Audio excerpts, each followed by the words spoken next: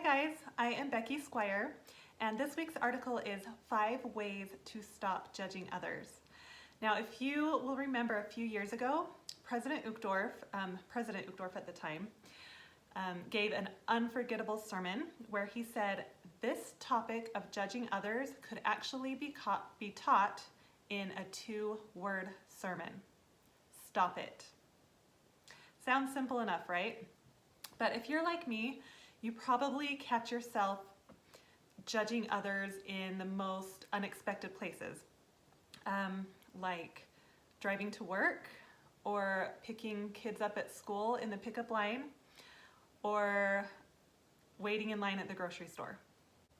These tiny little judgmental thoughts creep into our minds before we even know what hit us.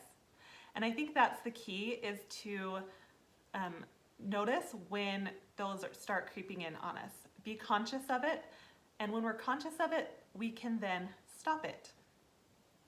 So I'm going to share 5 ways that we can stop judging others. The first one is to find similarities. When we judge others, we often compare their decisions or actions with our own. We all have differences, but I think that we have even more similarities.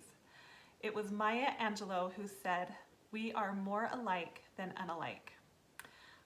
So find the similarity in what is apparently different, and then find yourself there as well.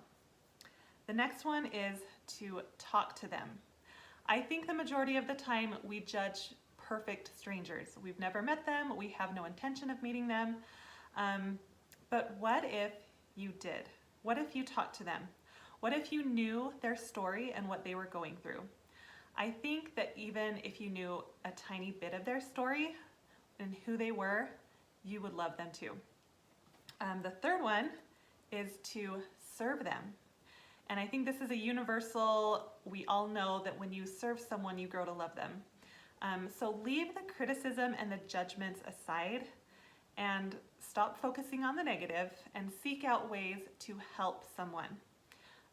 And do it from an angle of positivity and of helping others. When we serve sincerely, it creates an opportunity to build and strengthen that bond of love. The fourth one, and this one might be the hardest, is to stop judging yourself. We tend to be the harshest judge when it comes to ourselves. But when you focus on the best aspects of yourself, then it becomes easier to focus on the best aspects of others. Love yourself first, and loving others will come naturally. And the last one is to focus on your own life.